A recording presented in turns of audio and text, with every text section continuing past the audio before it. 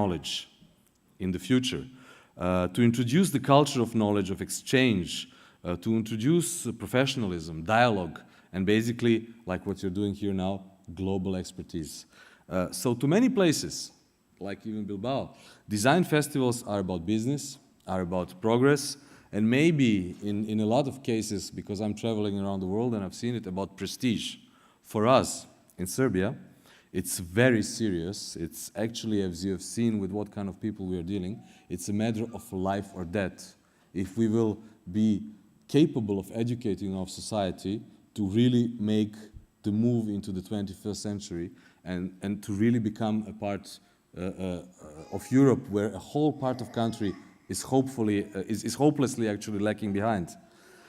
On the other side, that again, it's probably why we don't take it so seriously, because it's not only business and because we are in such a crazy situation. For example, they say that the city of Berlin was the best party place in the world during the wall, and so they say now about Tel Aviv, for example, in a permanent crisis situation of Israel. This is more or less something that Serbia is actually having as a 24/7, 365 days a year situation. So to let you into the secrets of Belgrade Design Week, I will actually start from the beginning and then finish with a movie which will really bring you an atmosphere of what is really happening in Belgrade. And all the time, what you will see behind me is the most important aspect of any design conference and also Belgrade Design Week, the people. We have succeeded in the past almost 10 years now to gather the global greatest minds of the 21st century. And they have chosen to meet every year in Belgrade, I have no reason why, and to share an absolutely incredible amount of knowledge and ideas about it. If you want my sincere answer why they have chosen to come to Belgrade, I have to tell you sincerely, I don't know. But I know how hard we work, like you guys. I know that we work literally the whole year, from the day the last conference starts until the new one.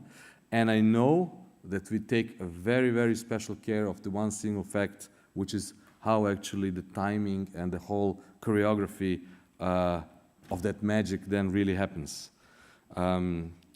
There is also, of course, a personal background of all of us who were invited and who were involved into creating the festival. For example, I am an architect by education. I was to be a professional football player, actually, yes, by Red Star Belgrade. Unfortunately, I finished doing branding and stuff like that.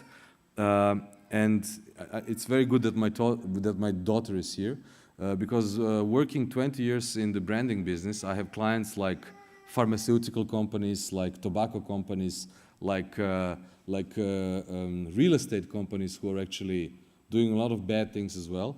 And my question growing up and thinking about life was, what do you leave as legacy? I think pretty much like what Urzi and Gishon are doing here now in Bilbao. What is it that we from our creative side can actually contribute back to our society, away from our daily jobs, which are profit-oriented and so on and so on.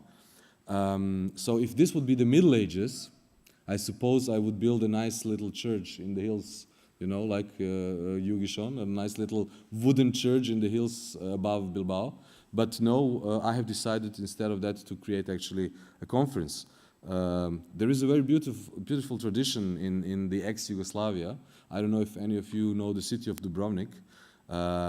For thousands of years, they were one of the most famous seamen and wayfarers in Yugoslavia. And there is an island in front of the city of Dubrovnik where all the captains, when they came back home from their really long travels, they had one task only from the community, which is to bring another exotic and very useful plant from another secret and new part of the world.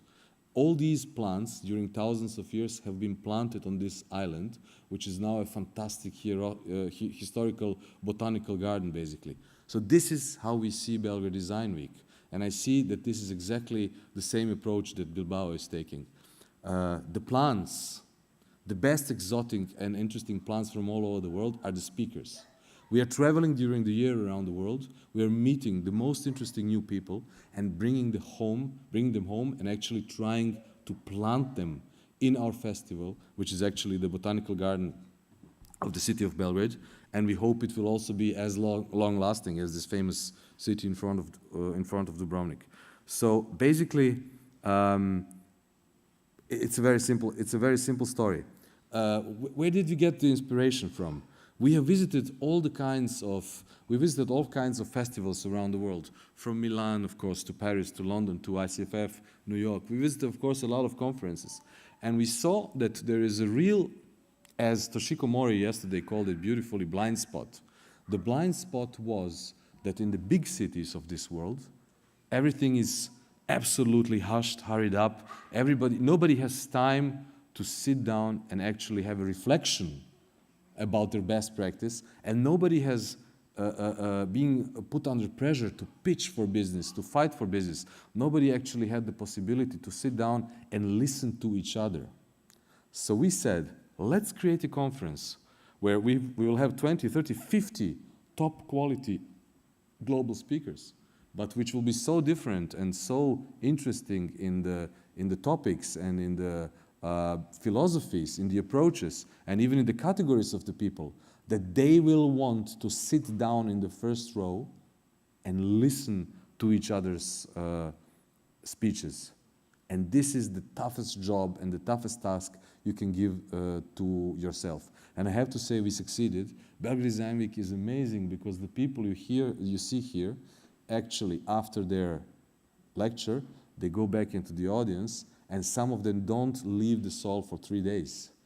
In Belgrade, people don't just fly in and fly out, like tired businessmen who have to do another global conference, which you have now hundreds of in each city. Somehow we manage, we fight to explain that this is really a different point, and if they want to come in and come out like that, they better don't come. We also organize workshops. We organize very important agendas for people who come in. They stay at least 2, 3, 4, 5 days. We bring them. We act as a kind of a facilitator for the entire creative community that is actually waiting for them to come. It helps very much that Belgrade is in a very central position of almost 100 million people called Southeast Europe. If you look at the map, this is a territory which is comprising Mediterranean countries, comprising ex-Eastern European countries. So it's like a circle of countries where Belgrade is in the exact geographical center, and where nothing, and I mean nothing, in really 21st century design is happening between Vienna and Istanbul. So the entire territory between Vienna and Istanbul is actually waiting for this 1 week to happen, to gather, to exchange, to see all these people. Because like you've seen the whole, all of you who were lucky enough to see Philip Stark yesterday morning, you see the whole difference. Philip Stark you see in magazines, you maybe see him on TV and this and that. But to actually have the privilege to sit down in this beautiful place and to listen to him to 1 hour or one and a half hours or even 2 hours, that can be mind-changing. Now imagine you have 20 or 30 Philip Starks, and this is the kind of people that we are working with. Every year we carefully travel around the world and try to find out who is the best in typography, in architecture, in graphic design, in digital media, in completely new social media, which universities have brought like the newest ideas. At Belgrade Design Week, we had world premieres from Harvard, Massachusetts labs, and so on and so on. And all this on a ridiculous shoestring budget, because people are willing to come and to support this kind of a completely crazy non-profit initiative that is actually really completely dedicated to creating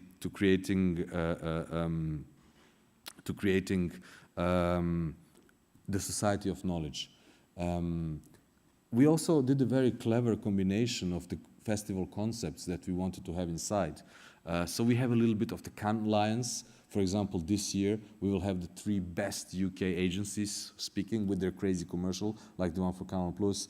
We have Mother, we have Vidin Kennedy, we have Troika, the guys who are famous for their advertising communication installations at the Shanghai pavilion that Alvin showed earlier, working for Thomas Heatherwick in Shanghai for the UK pavilion, and so on and so on. But then on the other hand, we have world-famous architects like Snoheta, and we have absolutely avant-garde, new, fresh architects, like for example, Querkraft from Austria. Then to create a contrast, we bring in some really established